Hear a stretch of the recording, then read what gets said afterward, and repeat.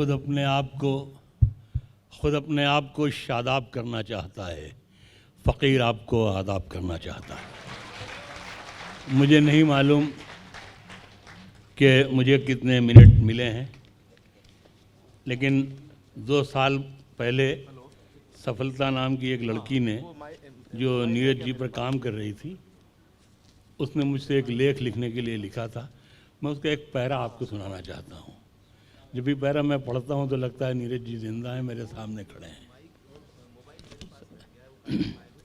अपने बेतरतीब और उलझे हुए बालों को संवारने की कश्मकश में उलझाए, आँखों में कई सदियों की थकन और रज्जगे छुपाए, अपने उतरे हुए चेहरे पर मोहब्बत की नाकामी की भभूत मले, सिगरेट और जलती बुझती बीड़ियों के निकोटीन से फेफड़ों को दागदार करता हुआ, वक्त के चलते फिरते स्क्रीन पर ज़िंदगी की रंग बिरंगी तस्वीरें देखता हुआ, मौसम की बेरहमी का मजाक उड़ाता हुआ, लड़कपन को जवान होते, देहातों को शहरों में बदलते और बुढ़ापे को शमशान की तरफ बढ़ते देखता हुआ, सुबह के आसार नुमायाँ होते ही बोझल कदमों से धीमे सिरों में गुनगुनाता हुआ, शराब खाने की हाउ हू से निकलकर इंतज़ार की दहलीज पर बैठी हुई खौफनाक तन्हाई की उजड़ी हुई मांग में ज़िंदगी का सेंदूर भरने के लिए ये जो शख्स चला जा रहा है,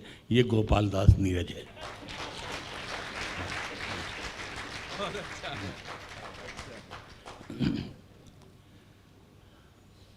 इसी से आपने अंदाज़ा लगाया होगा कि मुझ पर उनकी बड़ी करम फरमाइयाँ थीं और मैंने उनकी बहुत जूतियाँ सीधी की और उनसे बहुत कुछ सीखा।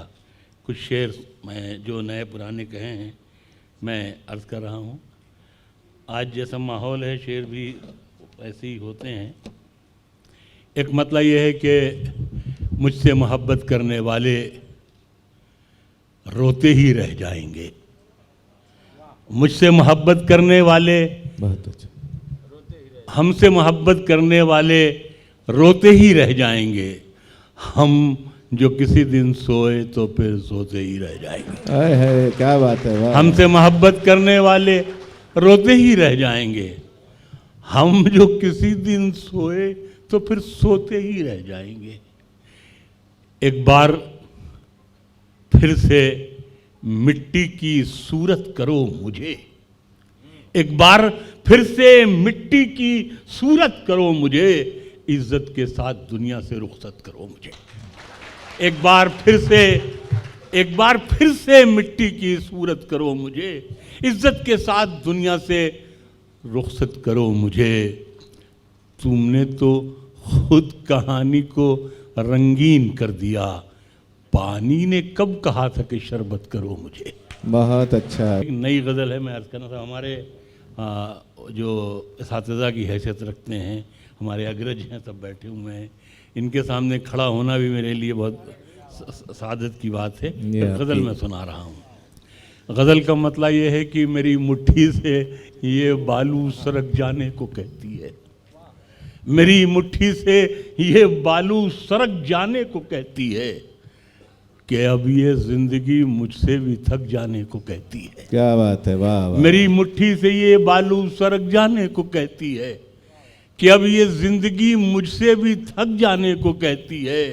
और जिसे हम ओढ़ कर निकले थे आगाज़े जवानी में, जिसे हम ओढ़ कर निकले थे आगाज़े जवानी में, वो चादर जिंदगी की अब मसक जाने को कहती है। क्या बात है, वाह। वो चादर जिंदगी की अब मसक जाने को कहती है, जिसे हम ओढ़ कर निकले थे आगाज़े जवानी में, वो चादर जिंदगी की अब मसक जाने को कहती है। और शेर ख़ास आप लोगों के लिए ये है कि कहानी क्या सुनाऊं जिंदगी की अहले महफिल को, कहानी क्या सुनाऊं जिंदगी की अहले महफिल को, शक्कर घुलती नहीं और खीर पक जाने को कहती है। बहुत अच्छा। कहानी क्या सुनाऊं जिंदगी की अहले महफिल, बहुत खूब, बहुत खूब। कहानी क्या सुनाऊं जिंदगी की अहले महफिल को, शक्कर घुलती नहीं और खीर पक जाने को कहती है।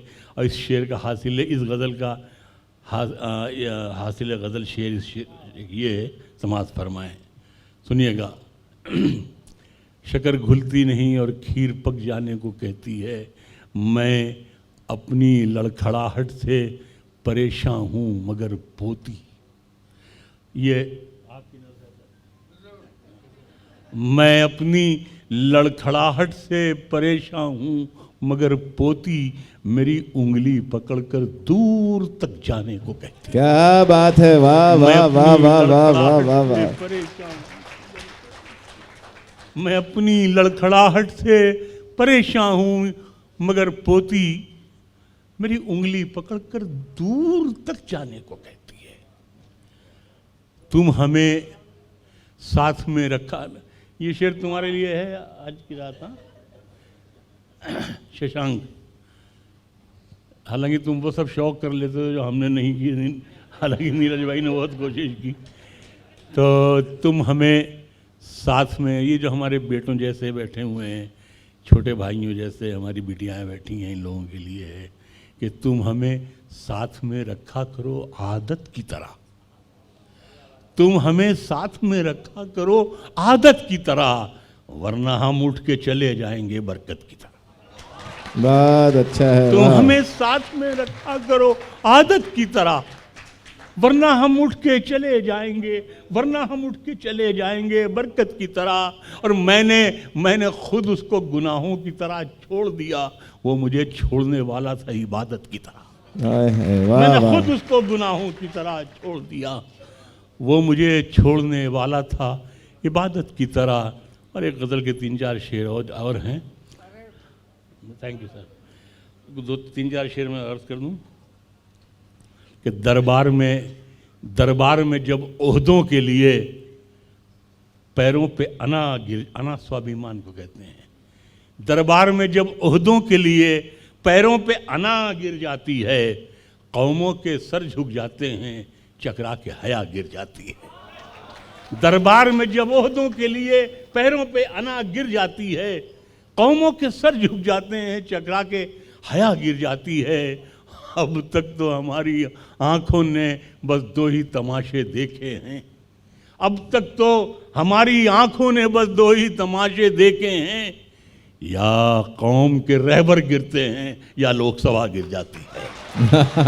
अब तक तो हमारी आंखों ने बस 2 ही तमाशे देखे हैं। अब तक तो हमारी आंखों ने बस 2 ही तमाशे देखे हैं। या कौम के रहबर गिरते हैं या लोकसभा गिर जाती है। जैसा आप में से अक्सर लोगों को मालूम है कि मैं रायबरेली के रहने वाला हूँ।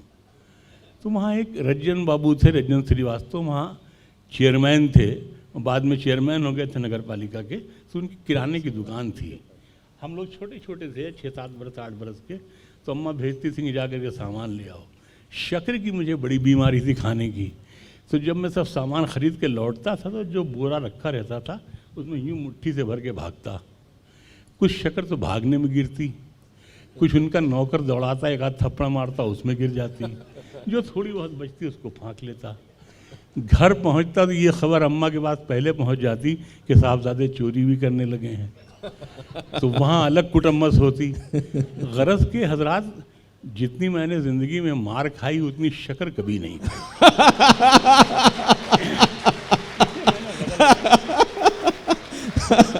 देखिएगा, इस जिस तरह आप खुल के हंसे, आप इसके अंदर का कर्ब भी मुलाहिजा फरमाइए कि बस पहले भी दरबार में जब ओहदों के लिए पैरों पे अना गिर जाती है, या कौम के रहबर गिरते हैं या लोकसभा गिर जाती है। शेर ये है कि पहले भी हथेली छोटी थी, अब भी ये हथेली छोटी है। पहले भी हथेली छोटी थी, अब भी ये हथेली छोटी है। कल इससे शक्कर गिर जाती थी, अब इससे दवा गिर जाती है। हाय हाय, पहले भी हथेली छोटी थी, वाह अब भी वाह वाह। हथेली छोटी है। कल इससे शक्कर गिर जाती थी, अब इससे दवा गिर जाती है। बहुत अच्छा।